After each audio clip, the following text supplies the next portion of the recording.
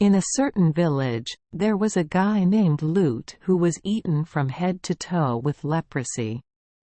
He looked like he was about to die. No one in the village wanted to come and play with Lut. Some people despise him for poverty, some are afraid of spreading his illness.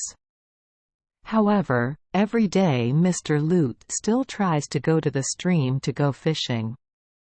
He went fishing far away, all the way to the whispering, white waterfall at the foot of the bamboo stream.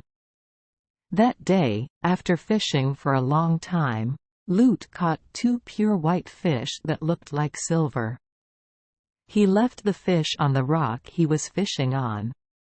Lut was looking intently at the fishing rod when 2 crows passed by and grabbed 2 fish and carried them away to a far place, at the top of the stream. There was a group of girls going down to the stream. The girls returned from the forest. Every girl and number 39's shoulders were heavy with baskets full of firewood. The girls put their baskets down to rest and waded into the stream to bathe. Their bodies are as soft as the ashes of a banana leaf, slim as a reed or spleen tree, and radiantly beautiful like the sun.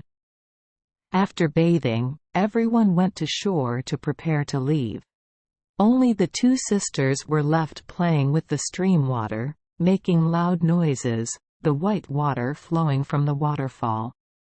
The 2 sisters went ashore and prepared to leave. Suddenly the 2 girls saw 2 silver fish as small as pine needles, blinking like a blade of grass. The 2 girls picked it up, hid the fish in a basket and took it home without letting their parents know. The 2 girls secretly brought fish to grill and eat. The next morning, when they woke up, both girls were surprised to see that their bellies were bigger. They were pregnant. The 2 girls were so worried that they cried to their mother, "Mom, I Don and number 39. Know how the 2 of you are miserable like this." The 2 children are guilty towards their parents and very embarrassed towards the neighbors. Without having time to ask what happened, the mother loudly scolded the 2 girls.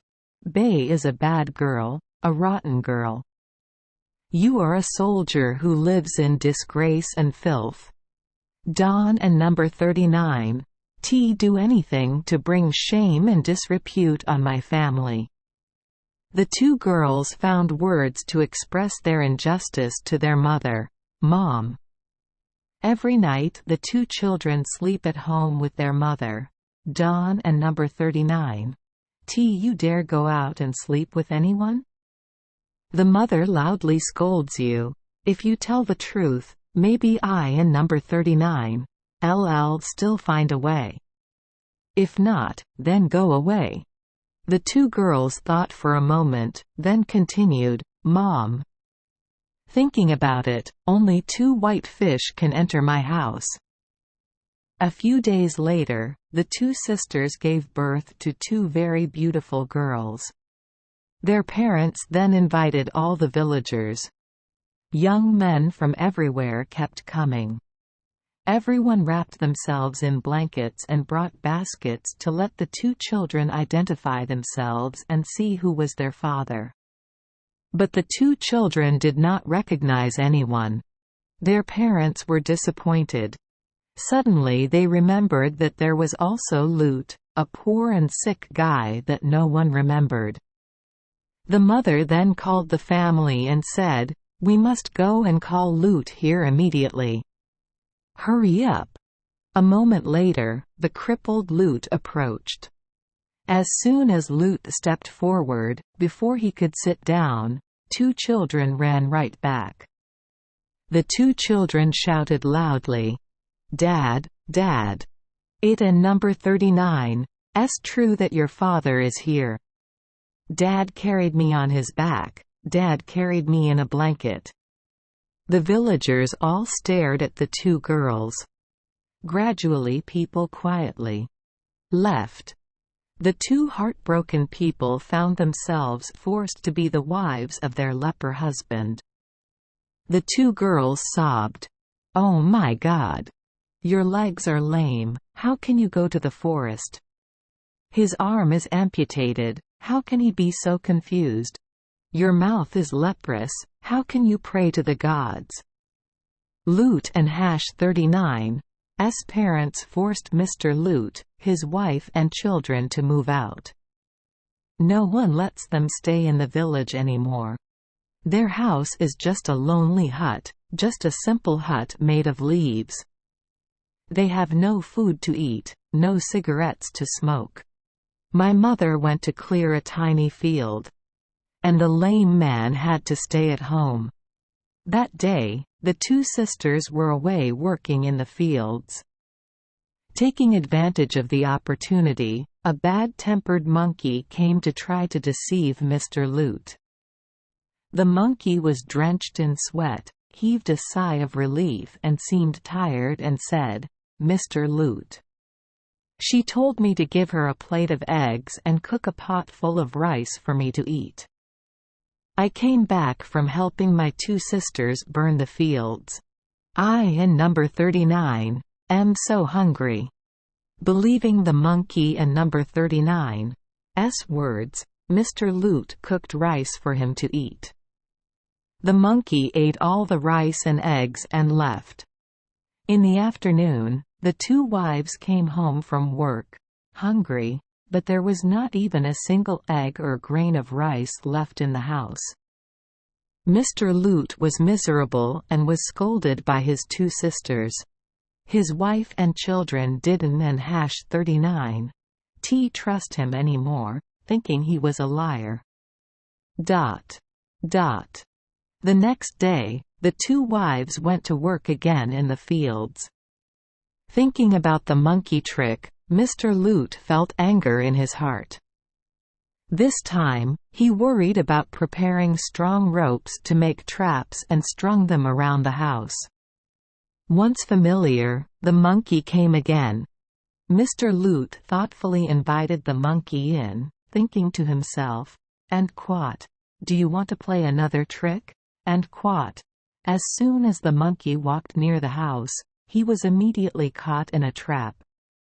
He thought that this time he would surely die, so he begged Mr. Loot profusely, "Mr. Loot, please Don and number 39's kill me. If you want to apologize for your sins, I will submit any bronze gong or brass gong." Mr. Loot shook his head, "I Don and number 39's want the gong. I and number 39'll apologize to you for just one dream." Mr. Loot shook his head again, "I Don and number 39's need buffalo. I and number 39'll give you as much as you want. I Don and number 39's need rice either." After hesitating for a moment, the monkey blurted out, "Then I would like to pass on to you this precious charm." Loot nodded, "Okay." Mr. Loot then removed the trap and tied the rope around the monkey and number 39's belly. However, he was still wary of the cunning monkey and number 39's deceitfulness. He still firmly held one end of the rope, never letting go. The monkey came home and asked his wife for a magic talisman to keep carefully on the floor. When using the charm, Loot recited the incantation, "And quat, please turn the magic spell on me. Help me get rid of leprosy. I will beat the gong to celebrate." And quat. In a moment, Loot was completely cured of leprosy. "My body is smooth and my skin is rosy and lush." Then Loot continued reading the spell. "If you want gongs, there are gongs. If you want a jar, you have a jar. If you want, you have a buffalo." At that time, Loot and 39's house was as beautiful as a carved wooden painting, and praises for his beautiful house rang out in the village. "Lut has a miracle. Your house is as beautiful as a jar. Your house is as strong as a gong. Your house is as straight as bamboo. Your house shows off its lily color. From now on, Lut becomes a rich and beautiful person. There is nothing missing in the house." People came to visit and play, packed inside and out like a festival. Lut and #39's house is on a stream. The wife and number 39's parents and number 39's house is at the bottom of the stream. She went to draw water, but the water smelled of soaked bamboo. She waded to the top to see if anyone was cleaning, but the water was still cloudy. She saw a flock of ducks diving and bathing in the stream. She asked the children there, "Whose house has so many ducks?" "That duck is my duck. That pig is also your pig. That buffalo is also your buffalo." The old woman heard the children say impatiently, "But who gets it?" "It and number 39's Mr. Lut, Don and number 39's, you know?" Hearing that, the mother was so shocked that she almost dropped the water bottles and broke them. The mother then went upstream to find Mr. Lut and #39's house. She went there, but the guy didn't and #39's opened the door. In the past, she didn't and #39's chase him and his wife away like evil spirits. At that moment, it rained heavily and storms filled the sky. After a while, I felt sorry for the old woman who was caught in the rain, wind and thunder, and it would be dangerously cold. Slowly opened the door. Seeing that his mother-in-law knew her mistake, Lut and his wife forgot the past. Brothers and sisters held a celebration ceremony, inviting grandparents to their house to eat, drink, and play with their children and grandchildren. From there, everyone admired Lut and his wife for being rich and being kind to the villagers. Thank you for joining us for today's fairy tale. We hope these stories bring joy and meaning to your day. If you love our channel, please hit the subscribe button so you won't miss any exciting tales. Wishing you a good night and sweet dreams. See you in the next story.